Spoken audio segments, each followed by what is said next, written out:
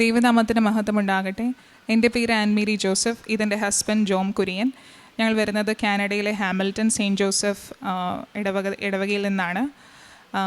ഇതെൻ്റെ രണ്ടാമത്തെ സാക്ഷ്യമാണ്. 2023 ഞാൻ ഉടമ്പടി എടുത്തത്. അതിനുശേഷം പരിശുദ്ധ അമ്മയുടെ ശക്തമായ ഇടപെടലാൽ എനിക്ക് കാനഡയിൽ സ്റ്റുഡൻറ്റ് വിസയിൽ പഠിക്കാൻ പോകാൻ സാധിച്ചു. 2 വർഷത്തെ പഠനം ഏറ്റവും ഭംഗിയായിട്ട് പരിശുദ്ധ അമ്മയുടെ ശക്തമായ ഇടപെടൽ, ഉടമ്പടിയുടെ പ്രത്യക്ഷീകരണ പ്രാർത്ഥനയുടെ ബലത്തിൽ എനിക്ക് പൂർത്തീകരിക്കാൻ സാധിച്ചു. അധികം താമസിയാതെ തന്നെ എനിക്ക് അവിടെ പാർട്ട് ടൈം ജോലി കിട്ടി. ഞാൻ ചെന്ന ഉടനെ തന്നെ വിത്തിൻ 3 months എനിക്ക് പാർട്ട് ടൈം ജോലി കിട്ടി. പാർട്ട് ടൈം ജോലി കിട്ടാൻ തന്നെ വളരെ പാടുള്ളൊരു സമയമായിരുന്നു. പക്ഷേ എന്നാലും പരിശുദ്ധ അമ്മയുടെ ശക്തമായ മധ്യസ്ഥാൽ, ഉടമ്പടി വസ്തുക്കളുടെ ഉപയോഗത്താലൊക്കെ എനിക്ക് പാർട്ട് ടൈം ജോലി കിട്ടി. അതിനുശേഷം ഈ പഠനം പൂർത്തീകരിച്ച് കഴിഞ്ഞപ്പോൾ സ്ഥിരമായൊരു പെർമനൻറ്റ് ജോലി ഗുഡ് ഷെപ്പേർഡ് ഹാമിൽട്ടൺ എന്ന് പറയുന്ന വളരെ പ്രസിദ്ധമായിട്ടുള്ള ഒരു കാത്തലിക് ഓർഗനൈസേഷനിൽ കേസ് മാനേജർ എന്നുള്ള റോളിൽ എനിക്ക് ജോലി ലഭിച്ചു. ഇൻ്റർവ്യൂ ഓൺലൈൻ ആയിരുന്നു. ഏകദേശം 1 മണിക്കൂറോളം ഉണ്ടായിരുന്ന ഇൻ്റർവ്യൂ. ഓൺലൈൻ ഇൻ്റർവ്യൂവിൽ ഞാൻ എൻ്റെ ലാപ്ടോപ്പിൽ പരിശുദ്ധ അമ്മയുടെ ഉടമ്പടി വസ്തുക്കളായ ഉപ്പും തൈലവും പുരട്ടി പ്രാർത്ഥിച്ചു. അതോടൊപ്പം തന്നെ ഞാൻ തേൻ ഭക്ഷിക്കുകയും ചെയ്തു. ദൈവത്തിൻ്റെയും പരിശുദ്ധ അമ്മയുടെയും ശക്തമായ ഇടപെടൽ മാത്രമാണ് എനിക്ക് ആ ഇൻ്റർവ്യൂ പാസ്സാകാൻ സാധിച്ചത്. അതിനുശേഷം നല്ല രീതിയിൽ ജോലി മുന്നോട്ട് പോയിക്കൊണ്ടിരിക്കുകയാണ്. ഞാൻ സ്റ്റുഡൻ്റ് ആയിരുന്ന കാലഘട്ടത്തിൽ എനിക്ക് എൻ്റെ അടിവയറ്റിൽ വളരെ ശക്തമായൊരു വേദനയുണ്ടായിരുന്നു. ഞാൻ ലിഫ്റ്റിംഗ് ഉള്ളൊരു പാർട്ട് ടൈം ജോലിയാണ് ചെയ്തത്. കുറച്ച് ലേബറായിട്ടുള്ളൊരു പാർട്ട് ടൈം ജോലിയാണ് ചെയ്തത്. അപ്പോൾ വേദന ശക്തമാവുകയും ഞാൻ വർക്ക് ചെയ്തിരുന്ന അവിടെ നിന്ന് തന്നെ എന്നെ എമർജൻസി ആയിട്ട് അവിടുത്തെ ഒരു ഹോസ്പിറ്റലിൽ അഡ്മിറ്റ് ആക്കുകയും ചെയ്തു. ഡോക്ടർമാർ പറഞ്ഞത് അപ്പൻഡിക്സ് റപ്ചർ ആയിരിക്കും, നമുക്ക് ഉടനെ തന്നെ ഒരു ഓപ്പറേഷൻ വേണ്ടി വരും. ഇങ്ങനെയുള്ള കാര്യങ്ങൾ പറഞ്ഞപ്പോഴേക്കും വിദേശ നാട്ടിൽ എനിക്ക് ആ സമയത്ത് ഒരു ഇൻഷുറൻസ് ഇല്ലായിരുന്നു. കാരണം എൻ്റെ ക്ലാസ് തുടങ്ങുന്നത് ജനുവരി മാസത്തിലും ഞാൻ അഡ്മിറ്റ് ആയത് ഡിസംബർ ലാസ്റ്റ് വീക്കാണ്. അപ്പോൾ എനിക്ക് ആക്റ്റീവായിട്ടൊരു ഇൻഷുറൻസ് കാനഡയിലില്ലായിരുന്നു. വിദേശ നാടുകൾ പ്രത്യേകിച്ച് മെഡിക്കൽ ഇൻഷുറൻസ് ഇല്ലെങ്കിൽ നമ്മളെല്ലാം നമ്മുടെ പോക്കറ്റിൽ നിന്ന് പേ ചെയ്യണം. ഏകദേശം $3000, നാട്ടിൽ 2 ലക്ഷം രൂപയുടെ അടുത്ത് വരുന്നൊരു ബില്ലാണ് എനിക്കന്ന് വന്നത്. മാതാവിൻ്റെ ശക്തമായ മധ്യസ്ഥാൽ എനിക്ക് അന്ന് വലിയ അസുഖങ്ങളൊന്നും ഉണ്ടായിരുന്നില്ല. ഡോക്ടർ പറഞ്ഞിരുന്നത് അപ്പൻഡിക്സ് റപ്ചറാണ്, നമുക്കൊരു ഓപ്പറേഷൻ വേണ്ടി വരും, ഇങ്ങനെയുള്ള കാര്യങ്ങളാണ് പറഞ്ഞതെങ്കിൽ ഞാൻ പ്രാർത്ഥിച്ചു, മാതാവേ, എനിക്ക് ഈ നാട്ടിൽ വേറെ ആരുമില്ല, അമ്മ മാതാവിൻ്റെ മധ്യസ്ഥം ഉടമ്പടി എടുത്തിരിക്കുന്ന ഒരു വ്യക്തിയാണ്, വേറെ ആരും എനിക്ക് പറയാനോ അഡ്വക്കസി ചെയ്യാനോ ഇല്ല, മാതാവ് തന്നെ എൻ്റെ കൂടെ ഉണ്ടാകണമെന്ന് പ്രാർത്ഥിച്ചു. CT സ്കാനിൽ എനിക്കൊരു പ്രശ്നവും ഉണ്ടായിരുന്നില്ല. അത് മസിൽ ക്രാമ്പ് പെയിൻ ആണെന്ന് പറഞ്ഞു. അതിനുശേഷം ഈ ബില്ല് എൻ്റെ വീട്ടിലെ അഡ്രസ്സിലേക്ക് വന്നു. ഈ $3000 ബില്ല് ഞാൻ എങ്ങനെ അടക്കുമെന്ന് ഓർത്ത് വിഷമിച്ചു. ഞാൻ ഹോസ്പിറ്റലിലും എൻ്റെ കോളേജിലൊക്കെ ഞാൻ പോയി. ആ കോളേജിലെ സ്റ്റുഡൻറ്റ് അഡ്വൈസർ പറഞ്ഞു, നമുക്കൊന്നും ചെയ്യാൻ സാധിക്കില്ല, കാരണം നിങ്ങളുടെ ക്ലാസ് തുടങ്ങുന്ന ജനുവരിയിലാണ്, നിങ്ങൾ ഹോസ്പിറ്റലിൽ അഡ്മിറ്റ് ആയത് ഡിസംബറിലാണ്, അതുകൊണ്ട് നിങ്ങൾക്ക് ഒന്നും ചെയ്യാൻ സാധിക്കില്ലെന്ന് പറഞ്ഞു. പക്ഷേ ഞാൻ എൻ്റെ വീട്ടിൽ നിന്ന് ഉടമ്പടി പ്രാർത്ഥനയൊക്കെ ചൊല്ലി, പ്രത്യക്ഷീകരണ പ്രാർത്ഥനയൊക്കെ ചൊല്ലി, പ്രത്യേകമായിട്ട് ഉടമ്പടി തൈലം എൻ്റെ നെറ്റിയിൽ പുരട്ടി ഞാൻ പ്രാർത്ഥിച്ചു, മാതാവേ, ഈ ഓഫീസേഴ്സിനും സ്റ്റുഡൻറ്റ് അഡ്വൈസറിനും ഒരു നല്ല ബുദ്ധി കൊടുക്കണമേ. എൻ്റെ കയ്യിൽ വേറെ പൈസയൊന്നുമില്ല, ഫീസ് നമ്മൾ തന്നെ പാർട്ട് ടൈം ചെയ്ത് അടയ്ക്കണം, നാട്ടിൽ ലോൺ അടയ്ക്കണം, ഇങ്ങനെയുള്ള കാര്യങ്ങളുണ്ട്. ശക്തമായി ഞാൻ പ്രാർത്ഥിക്കുകയും ചെയ്തു. അതിനുശേഷം ഈ സ്റ്റുഡൻറ്റ് അഡ്വൈസർ തന്നെ അന്ന് തന്നെ എന്നോട് പറഞ്ഞു, നമുക്ക് ഇങ്ങനെ ഒരു ഓപ്ഷൻ ഉണ്ട്, pre arrival insurance. Pre arrival ഇൻഷുറൻസിന് താങ്കൾ എലിജിബിളാണ്, നമുക്കതൊന്ന് അപ്ലൈ ചെയ്ത് നോക്കാമെന്ന് പറഞ്ഞു. അങ്ങനെ ഏകദേശം 1.5 മാസത്തോളം കഴിഞ്ഞ ശേഷം ഞാൻ വീണ്ടും എൻ്റെ സ്റ്റാറ്റസ് ചെക്ക് ചെയ്തപ്പോഴേക്കും എനിക്ക് മനസ്സിലായി, $1 പോലും കൊടുക്കാതെ ആ ഇൻഷുറൻസ് പേയ്മെൻറ്റ് ഫുൾ എൻ്റെ കോളേജ് കവർ ചെയ്തു. പരിശുദ്ധ അമ്മയുടെ ശക്തമായ മധ്യസ്ഥൽ മാത്രമാണ്. അതൊരു രോഗസൗഖ്യം കൂടിയാണ്. കാരണം ഡോക്ടർമാർ പറഞ്ഞത് അപ്പൻഡിക്സ് ആയിരിക്കും, അതിന് ഓപ്പറേഷൻ വേണ്ടി വരുമെന്നൊക്കെയാണ്. പക്ഷേ എല്ലാം വളരെ ലൈറ്റായിട്ട്, എല്ലാം വളരെ ശക്തമായിട്ട് മാതാവ് ഇടപെടുകയും ചെയ്തു. അതോടൊപ്പം തന്നെ എന്നെ ശുശ്രൂഷിക്കാൻ വന്ന ഡോക്ടറിൻ്റെ പേര് മേരി എന്നായിരുന്നു. അതൊക്കെ തന്നെ വലിയൊരു അടയാളമായി തീർന്നു. അതിനുശേഷം ഞാൻ വീണ്ടും ഉടമ്പടിയിൽ വെച്ച് പ്രാർത്ഥിച്ചത് എൻ്റെ വിവാഹത്തിന് വേണ്ടിയിട്ടാണ്. ഇതെൻ്റെ ഹസ്ബൻഡ് ജോമാണ്. ജോം ഓൾറെഡി കാനഡയിലുണ്ട്. ഈ വർഷം ജോം ചെന്നിട്ട് 8 വർഷമായി. എനിക്ക് ഈ വർഷം 30 വയസ്സാവും. അപ്പോൾ ഞാൻ മാതാവിനോട് പ്രത്യേകമായിട്ട് പ്രാർത്ഥിച്ചു, മാതാവേ, 30 വയസ്സ് കഴിഞ്ഞ് പോകല്ലേ, എനിക്ക് വിവാഹത്തിനായിട്ട് ഞാൻ പ്രത്യേകമായിട്ട് പ്രാർത്ഥിക്കുകയാണ്. എനിക്ക് വിശുദ്ധിയുള്ള, പ്രാർത്ഥനയുടെ ആഭിമുഖ്യമുള്ള, പരിശുദ്ധ അമ്മയോടും പ്രത്യേകിച്ച് ഉടമ്പടിയോടും ആഭിമുഖ്യമുള്ള ഒരു കുടുംബത്തിൽ നിന്ന് നല്ലൊരു ആലോചന വരണേന്ന്. എൻ്റെ എല്ലാ പ്രതീക്ഷകളും നഷ്ടപ്പെട്ടിരുന്നു. കാരണം നമ്മൾ പലരോട് സംസാരിച്ച് വരുമ്പോഴേക്കും നമ്മളുടെ ഈ പ്രാർത്ഥനാ ജീവിതമൊക്കെ മാനിക്കാത്തവരായിരിക്കും പലരും. അപ്പോൾ എനിക്ക് ഒത്തിരി വിഷമം തോന്നിയിരുന്നു, മാതാവേ, എൻ്റെ ജീവിത പങ്കാളി എവിടെയാണ്, ഞാൻ എന്താണ് ചെയ്യേണ്ടത്, അതോ ഇനി എനിക്ക് കുടുംബജീവിതമാണോ എൻ്റെ വിളി എന്നൊക്കെ ഞാൻ ചിന്തിച്ചിരുന്നു. അതിനുശേഷം ജോമിൻ്റെ ആലോചന ഡിസംബർ 2025 ലാസ്റ്റ് എനിക്ക് വന്നു. ഞാൻ മാതാവിനോട് പ്രാർത്ഥിച്ചു, മാതാവേ, എന്താണ് എൻ്റെ ജീവിതത്തിൽ സംഭവിക്കാൻ പോകുന്നത് എനിക്കറിയില്ല, ഞാൻ മാതാവിനോട് പ്രാർത്ഥിക്കുകയാണ്, ജോമിനോട് സംസാരിച്ച ശേഷം എനിക്ക് ഒത്തിരി മനസ്സിലായ ഒരു കാര്യം, ജോമിൻ്റെ പ്രൊഫൈലിൽ എഴുതിയിരുന്ന ഒരു കാര്യം, പരിശുദ്ധ അമ്മയെ ബഹുമാനിക്കുന്ന, പരിശുദ്ധ അമ്മയെ സ്നേഹിക്കുന്ന ഒരു പെൺകുട്ടിയാകണമെന്നാണ്. അതെന്നെ വളരെ സ്ട്രൈക്ക് ചെയ്തു. അതിനുശേഷം ഞങ്ങൾ സംസാരിക്കുകയും പ്രാർത്ഥിക്കാൻ തുടങ്ങി. ഏകദേശം 3-ാമത്തെ ദിവസം തൊട്ട് ഞങ്ങൾ കരണക്കൊന്ത ഒരുമിച്ച് ചെല്ലാൻ തുടങ്ങി. എനിക്ക് ജോമിൻ്റെ ആലോചന വന്ന ശേഷം എനിക്ക് മനസ്സിലായ ഒരു കാര്യം, ദൈവത്തിൻ്റെയും പരിശുദ്ധ അമ്മയുടെ ശക്തമായ ഇടപെടൽ എനിക്കിതിൽ കാണാൻ സാധിച്ചു. ഞാൻ താമസിച്ചിരുന്നത് പള്ളിയിലേക്ക് 7 മിനിറ്റ് കഷ്ടി നടക്കാൻ മാത്രം ദൂരമുള്ളൊരു വീടാണ്. അത്രയും അടുത്തായിരുന്നു എനിക്ക് വീട് ലഭിച്ചത്. ഞാൻ അവിടുത്തെ നിത്യാരാധന ചാപ്പലിൽ പോയിരുന്ന് പ്രാർത്ഥിക്കുമായിരുന്നു, ഈശോയെ ഇത് തന്നെയാണോ എൻ്റെ ജീവിത പങ്കാളി? അപ്പോൾ ശക്തമായൊരു സ്വരം എനിക്ക് കേൾക്കാൻ സാധിച്ചു ഈശോയുടെ എഴുന്നള്ളിച്ച് വെച്ചിരുന്ന രൂപത്തിൽ നിന്ന്. നിന്നോട് കൂടി പ്രാർത്ഥിക്കാനായിട്ട് ഒരാളെ നീ ചോദിച്ചു, ഇത് ഞാൻ തരുന്നത് നിനക്ക് വേണ്ടി നിന്നോടൊപ്പം പ്രാർത്ഥിക്കുന്ന ഒരു വ്യക്തിയാണ്. അത് കേട്ടപ്പോൾ ഞാൻ പൊട്ടിക്കരഞ്ഞു. കാരണം എന്ന് വെച്ച് കഴിഞ്ഞാൽ പ്രാർത്ഥനയ്ക്ക് പ്രാധാന്യം കൊടുക്കുന്ന ഒരു മനുഷ്യനെ ജീവിത പങ്കാളിയായിട്ട് കിട്ടണമെന്ന് ഞാൻ ഒത്തിരി ആഗ്രഹിച്ചു. അതോടൊപ്പം തന്നെ എന്നെ അത്ഭുതപ്പെടുത്തിയൊരു കാര്യം, എൻ്റെ ഹസ്ബൻഡിനെയും അമ്മയും ഉടമ്പടിയിലാണ്. അമ്മയും ആഗ്രഹിച്ചിരുന്ന പോലെ ഉടമ്പടിയിൽ പ്രാർത്ഥിക്കുന്ന ഒരു വ്യക്തി എനിക്ക് മകളായിട്ട് കിട്ടണമെന്ന് അമ്മയെ ആഗ്രഹിച്ചത്. അതുപോലെ നമുക്ക് കിട്ടി. ഞാനിപ്പോൾ അത്ഭുതത്തോടെ നോക്കി കാണുന്നൊരു കാര്യം, ഞാൻ കല്യാണം കഴിച്ചിരുന്ന വീട്ടിൽ 5 മണിക്ക് എല്ലാവരും എണീറ്റ് പ്രത്യക്ഷീണ പ്രാർത്ഥന ചൊല്ലുന്നു. വൈകുന്നേരം കുടുംബ പ്രാർത്ഥനയോടൊപ്പം സന്ധ്യാപ്രാർത്ഥനയോടൊപ്പം പച്ചത്തിരി കത്തിച്ച് വൈകുന്നേരത്തെ പ്രാർത്ഥനയും ചൊല്ലുന്നു. ഇത് ശക്തമായ മധ്യസ്ഥം കൊണ്ട് മാത്രമാണ്. മെയ് മാസത്തിൽ തന്നെ, മാതാവിൻ്റെ വണക്കമാസത്തിൽ തന്നെ വിവാഹം നടക്കണമെന്ന് ഞങ്ങൾ ആഗ്രഹം ഉണ്ടായിരുന്നു. ഈ മെയ് 25 കഴിഞ്ഞ തിങ്കളാഴ്ചയായിരുന്നു ഞങ്ങളുടെ വിവാഹം. ഏറ്റവും ഭംഗിയായിട്ട് മെയ് 18-ാം തീയതി മനസ്സമ്മതവും മെയ് 25-ാം തീയതി വിവാഹവും ഏറ്റവും ഭംഗിയായിട്ട് മാതാവ് നടത്തി തന്നു. കാനായിലെ കല്യാണം പോലെ മാതാവെ നടത്തണമെന്ന് ഞങ്ങൾ പ്രാർത്ഥിച്ചിരുന്നു. അത് വളരെ ഭംഗിയായിട്ട്, ശരിക്കും പറഞ്ഞാൽ അച്ഛൻ നമ്മുടെ ധ്യാനത്തിലൊക്കെ പറയുന്നതാണ് ലൈറ്റ് വെയ്റ്റ് പോലെ ഒരു കല്യാണം നടത്തെങ്കിൽ എത്രയെത്ര ചിലവുകളും തടസ്സങ്ങളും പല പല കാര്യങ്ങളും ഉണ്ടാകും. പക്ഷേ ഞങ്ങളുടെ വിവാഹം, സ്പെഷ്യലി ആ കുർബാനയെല്ലാം വളരെ സ്വർഗീയമായിട്ട് ഞങ്ങൾക്ക് അനുഭവം ഉണ്ടായി. ഞങ്ങൾ കല്യാണം കഴിഞ്ഞ് വീട്ടിൽ ചെന്ന ഉടനെ ഞങ്ങൾ പറഞ്ഞത്, വിവാഹത്തിൻ്റെ ആ കുർബാന തന്നെ വളരെ അഭിഷേകമുള്ളതായിട്ട് ഞങ്ങൾക്ക് തോന്നിയെന്ന്. അതാണ് എൻ്റെ അടുത്ത സാക്ഷ്യം. അതിനുശേഷം ഞങ്ങൾ കാനഡയിൽ ഡ്രൈവിംഗ് ലൈസൻസ് 3 ലെവലാണ്, G1, G2, G. അതത്ര എളുപ്പമുള്ള കാര്യമൊന്നുമല്ല. ഞാനൊരു സോഷ്യൽ വർക്കറാണ്, അപ്പോൾ എന്തായാലും എനിക്ക് ഡ്രൈവിംഗ് ലൈസൻസ് അത്യാവശ്യമാണ്. അതോടൊപ്പം തന്നെ ജോബ് ചെയ്യുന്ന ജോലിക്കും ഡ്രൈവിംഗ് ലൈസൻസ് ആവശ്യമുള്ളതായിരുന്നു. G1, G2 കിട്ടുന്നത് തന്നെ വളരെ വലിയൊരു കാര്യമാണ്. ഞങ്ങൾ പ്രാർത്ഥിച്ചു. ഞാൻ പോയിരുന്നു, മാതാവിൻ്റെ ഉടമ്പടി തൈലവും ഉപ്പും ഒക്കെ അവിടെ വിതറി പ്രാർത്ഥിച്ചു. അതിനുശേഷം എനിക്ക് G1 കിട്ടി. ജോമും ഞങ്ങൾ പോരുന്നതിൻ്റെ തലേ ദിവസം ഈ മെയ് മാസം 2-ാമത്തെ ആഴ്ച അവിടുത്തെ ഏറ്റവും വലിയ ലൈസൻസ് ആയിട്ടുള്ള, ഫൈനൽ സ്റ്റേജ് ആയിട്ടുള്ള ഹൈവേയിൽ ഓടിക്കാൻ പറ്റുന്ന ലൈസൻസ് ജോമിന് കിട്ടി, G ലൈസൻസ് കിട്ടി. പരിശുദ്ധ അമ്മയുടെ ശക്തമായ ഇടപെടൽ കൊണ്ട് മാത്രമാണിത്.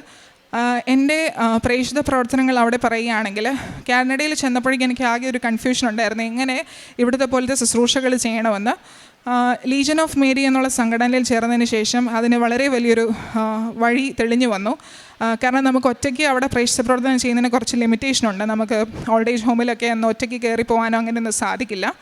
ലീജൻ ഓഫ് മേരിയിൽ ചേർന്നതിൻ്റെ ഭാഗമായിട്ട് നമുക്ക് വിശുദ്ധ കുർബാന കൊടുക്കാനായിട്ടുള്ള എക്സ്ട്രാ ഓർഡിനറി യൂക്രിസ്റ്റ് മിനിസ്റ്റർ എൻ്റെ ഈ കൈകൊണ്ട്, എൻ്റെ അയോഗ്യത നിറഞ്ഞ ഈ കൈകൊണ്ട് ഈശോയെ കൊടുക്കാനായിട്ട് സാധിക്കാമെന്ന് പറഞ്ഞു കഴിഞ്ഞാൽ അത് തമ്പുരാൻ്റെയും പരിശുദ്ധ അമ്മയുടെയും ശക്തമായ ഇടപെടൽ മാത്രമാണ്. അവിടെ അങ്ങനെ ഒരു ഓപ്പർച്യൂണിറ്റി കിട്ടി. മാത്രമല്ല, അനുദിന വിശുദ്ധ കുർബാന, ഞാൻ താമസിക്കുന്നത് നേരത്തെ മിസിസാഗയിലായിരുന്നു, ടൊറൻഡോയ്ക്ക് അടുത്ത്. ഇപ്പോൾ ഞാൻ ഹാമിൽട്ടണിലാണ്, നയാഗ്രയുടെ അടുത്ത്. വിശുദ്ധ കുർബാന എല്ലാ ദിവസവും അവിടെ കൂടാൻ സാധിക്കുമെന്ന് ഞാൻ തന്നെ ഒരു തെളിവാണ്. കാരണം എന്താണെന്ന് വെച്ച് കഴിഞ്ഞാൽ, മനസ്സുണ്ടെങ്കിൽ നമുക്ക് രാവിലെ 7 മണി തൊട്ട് വൈകുന്നേരം 8 മണി വരെ അവിടെ വിശുദ്ധ കുർബാനയുണ്ട്. അപ്പോൾ ആരെങ്കിലും കാനഡയിൽ പോയിട്ട് പറയുകയാണ്, ഇവിടെ വന്നിട്ട് പറയുകയോ നിങ്ങളെ വിളിച്ച് പറയുകയോ ചെയ്യുകയാണ്, ഇവിടെ കുർബാനയൊന്നും കാണാൻ പറ്റുന്നില്ല, ഇവിടെ ഭയങ്കര തിരക്കാണെന്ന് പറഞ്ഞാൽ എനിക്ക് വിശ്വസിക്കാൻ പ്രയാസമാണ്. കാരണം എന്ന് വെച്ച് കഴിഞ്ഞാൽ ഓരോ മണിക്കൂർ ഇടവിട്ട് വിശുദ്ധ കുർബാനയുള്ള സ്ഥലങ്ങളും എനിക്ക് കാണാൻ സാധിച്ചു. മാത്രമല്ല, കുറേ പള്ളികളുമുണ്ട് നമുക്ക്. അപ്പോൾ ക്രിസ്തീയ ജീവിതം നയിക്കാനായിട്ടുള്ളൊരു സാഹചര്യം അവിടെ തീർച്ചയായിട്ടും ഉണ്ട്. പിന്നെ ഈ പറഞ്ഞ പോലെ ലീജൻ ഓഫ് മേരി വഴിയായിട്ടും വിൻസെൻ്റ് ഡി പോൾ അങ്ങനെയുള്ള സംഘടനകളിൽ ചേർന്നതുകൊണ്ട് എനിക്ക് എൻ്റെ പ്രേക്ഷിത പ്രവർത്തനം മുന്നോട്ട് പോകാനും സാധിച്ചു. ഇവിടത്തേലും ഭംഗിയായിട്ട് കൊണ്ടുപോകാനായിട്ട് പരിശുദ്ധ അമ്മ ഇടപെടുന്നുണ്ട്. പിന്നെ രാവിലത്തെ പ്രത്യക്ഷീകരണ പ്രാർത്ഥന, വൈകിട്ടത്തെ പ്രാർത്ഥനകൾ, ഇപ്പോഴത്തെ ഡെയിലി ബ്രെഡ്, അവിടെ 12 മണിക്കൂറോളം നമുക്ക് സമയ വ്യത്യാസമുണ്ട്. പക്ഷേ എന്നാലും നമുക്ക് ഡെയിലി ബ്രെഡ് എന്നുള്ള ആ ബ്ലെസ്സിങ് അത് വളരെ ശക്തമാണ്. പ്രത്യേകിച്ച് ഈ വിവാഹത്തിൻ്റെ ഒരുക്കങ്ങളുടെ സമയത്തൊക്കെ അതിലേക്ക് നമുക്ക് ആവശ്യമായിട്ടുള്ള വചനങ്ങളാണ് അച്ഛൻ തരുന്നത്. പ്രത്യേകിച്ച് അച്ഛൻ പറയും വിവാഹത്തിനൊരുങ്ങുന്ന, വിവാഹത്തിലേക്ക് നിശ്ചയിക്കാൻ വീട്ടിലേക്ക് പോകുന്നവർ, ഇങ്ങനെയുള്ള കാര്യങ്ങൾ പറയുമ്പോഴേക്കും നമുക്ക് വേണ്ടിയാണ് അന്നത്തെ ബ്ലെസ്സിങ് നമുക്ക് തോന്നിപ്പോവും. അത് പരിശുദ്ധ അമ്മയുടെയും ദൈവവചനത്തിൻ്റെ ശക്തമായ ഇടപെടലാണ്. അരമണിക്കൂർ ബൈബിൾ വായിക്കുക എന്നുള്ളത് നമുക്ക് ചിലപ്പോൾ തോന്നും അത് വളരെ പ്രയാസകരമായൊരു കാര്യമാണെന്ന്. പക്ഷേ തീർച്ചയായിട്ടും ഞാൻ പറയാം, ആ ബൈബിൾ വായനയിലൂടെ നമ്മുടെ സ്വഭാവ രൂപീകരണം തീർച്ചയായിട്ടും ഉണ്ട്. ഇപ്പോൾ ദൈവകൃപയാൽ എനിക്ക് 3-ാമത്തെ പ്രാവശ്യം ബൈബിൾ പൂർണ്ണമായിട്ട് വായിക്കാനുള്ളൊരു സാഹചര്യം ഉടമ്പടിയിലൂടെ ലഭിച്ചു. അതോടൊപ്പം തന്നെ അവിടെ കുറേ മെൻ്റൽ ഹെൽത്ത് അഡിക്ഷൻ, ആ ഒരു മെൻ്റൽ ഹെൽത്ത് അഡിക്ഷൻ ഫീൽഡിലാണ് ഞാൻ വർക്ക് ചെയ്യുന്നത്. അപ്പോൾ നമുക്ക് കുറേ പേരെ കാണാൻ സാധിക്കും.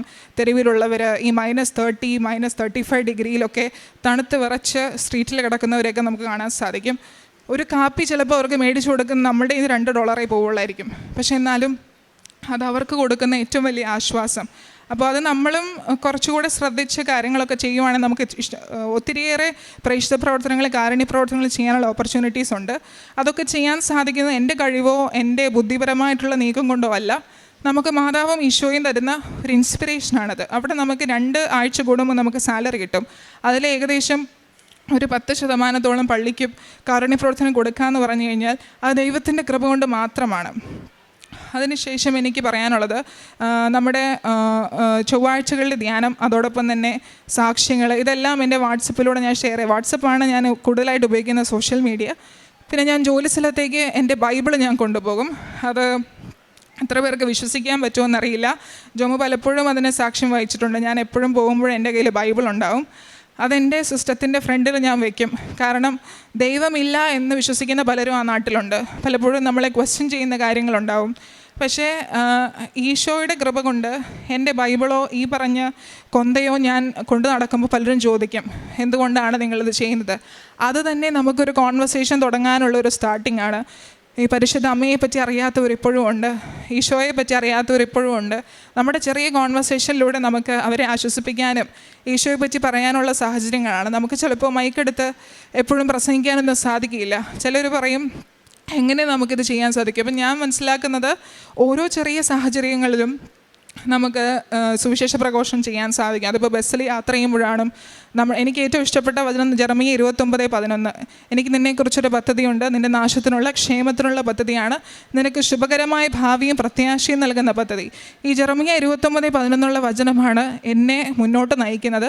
മാതാവിൻ്റെ ഉടമ്പടിയിൽ മരണം വരെ മുന്നോട്ട് പോകുക എന്നുള്ളതാണ് എൻ്റെ ജീവിത ലക്ഷ്യം. ഇനി അവിടെ ചെന്ന് ഞങ്ങളിപ്പോൾ വെക്കേഷനാണ് നാട്ടിൽ വന്നത്. 7-ാം തീയതി ഞങ്ങൾ തിരിച്ചു പോകും, ജൂൺ 7-ാം തീയതി. അവിടെ ചെന്ന് വീണ്ടും ശക്തിയായിട്ട് നല്ല രീതിയിൽ മുന്നോട്ട് പോകുവാനും കാരുണ്യപ്രവർത്തികളോടും ഉടമ്പടി ജീവിതവും മുന്നോട്ട് നയിക്കാനുള്ള കൃപ മാതാവ് നൽകട്ടെ എന്ന് പ്രാർത്ഥിക്കുന്നു. യേശുവേ നന്ദി, യേശുവേ സ്തുതി. തോബിത്തിൻ്റെ പുസ്തകം 8-ാം അധ്യായം 7-ാം തിരുവചനം. കർത്താവെ, ഞാനിവളെ സ്വീകരിക്കുന്നത് ജഡികങ്ങളായ അഭിലാഷത്താലല്ല, നിഷ്കളങ്കമായ സ്നേഹത്താലാണ്.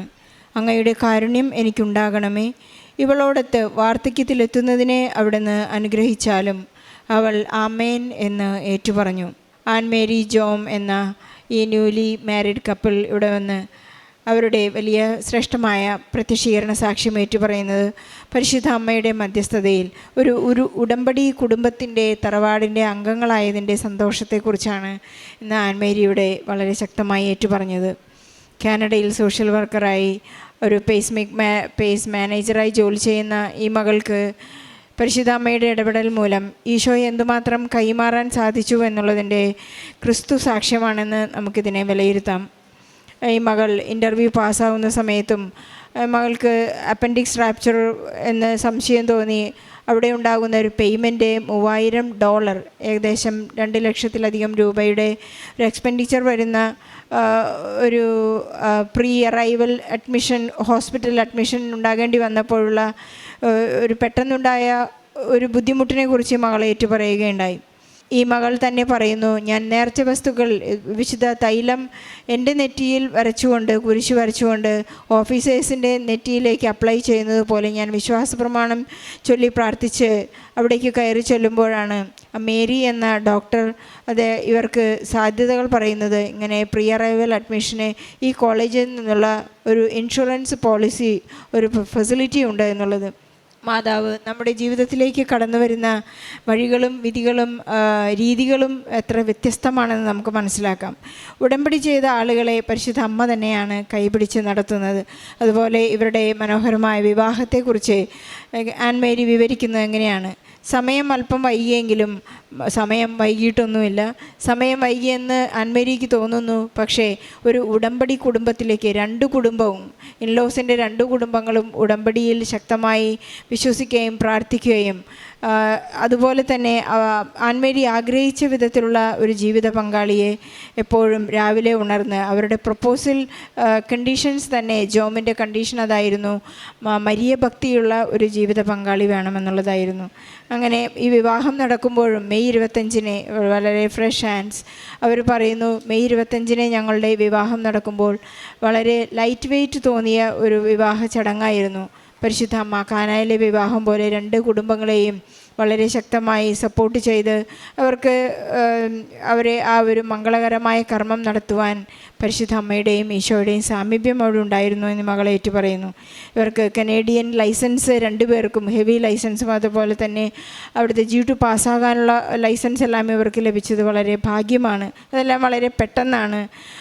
അതുപോലെ തന്നെ ഈ ആധ്യാത്മിക ജീവിതത്തിൽ അടിവെച്ച് ഇവരെ ഈശോ ക്ഷണിക്കുന്നു എന്നുള്ളതിൻ്റെ ഒരു വലിയ തെളിവാണ് ഒരു എക്സ്ട്രാ ഓർഡിനറി യുക്കറിസ്റ്റിക് മിനിസ്റ്ററായിട്ട് കനേഡിയൻ ചാപ്പലിൽ അവർക്ക്, ചർച്ചിൽ അവർക്ക് ഈശോയെ ഹോളി കമ്മ്യൂണിയൻ ഡിസ്ട്രിബ്യൂട്ട് ചെയ്യാൻ സാധിക്കുക എന്നുള്ളത്. വളരെ വ്യക്തിപരമായി അറിയാവുന്നതുപോലെ വിശുദ്ധിയിൽ ജീവിക്കുന്നവർക്ക് മാത്രമേ അങ്ങനെ ഒരു സെലക്ഷൻ ഉണ്ടാവുകയുള്ളൂ. അതുതന്നെയാണ് ഇവൾക്ക് കിട്ടിയിരിക്കുന്നത്.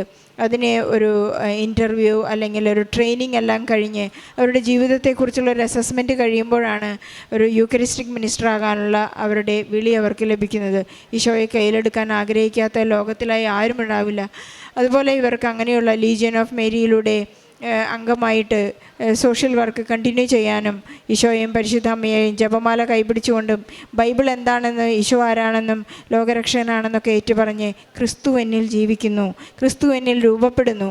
വിശുദ്ധ പൗലോസ്ലീഹ പറയുന്നത് പോലെ until Christ forms in me എന്ന് പൗലോസ്ലീഹ പറയുന്നുണ്ട്. ഈറ്റുനോവ് ഞാൻ അനുഭവപ്പെട്ടുകൊണ്ടിരിക്കുന്നു എന്ന് വിശുദ്ധ പൗലോസ്ലീഹയോടൊപ്പം ഇന്ന് മക്കൾക്ക് പറയാൻ സാധിക്കുന്നത് അന്യനാട്ടിൽ ഈശോയെ ഏറ്റുപറയുമ്പോഴാണ്.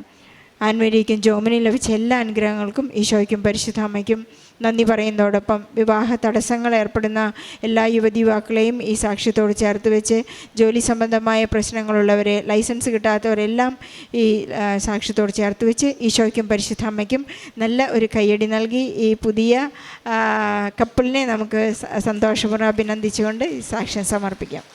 അത്യപൂർവ ദൈവാനുഭവങ്ങൾ ഇനി നിങ്ങൾക്കും സ്വന്തം. ഈ യൂട്യൂബ് ചാനൽ ഇതുവരെ സബ്സ്ക്രൈബ് ചെയ്തിട്ടില്ലെങ്കിൽ ഇപ്പോൾ തന്നെ സബ്സ്ക്രൈബ് ചെയ്യുക. ഈ വീഡിയോ ഇപ്പോൾ തന്നെ നിങ്ങളുടെ സുഹൃത്തുക്കൾക്ക് ഷെയർ ചെയ്തുകൊണ്ട് കർത്താവിൻ്റെ പ്രേക്ഷിതരാകുക.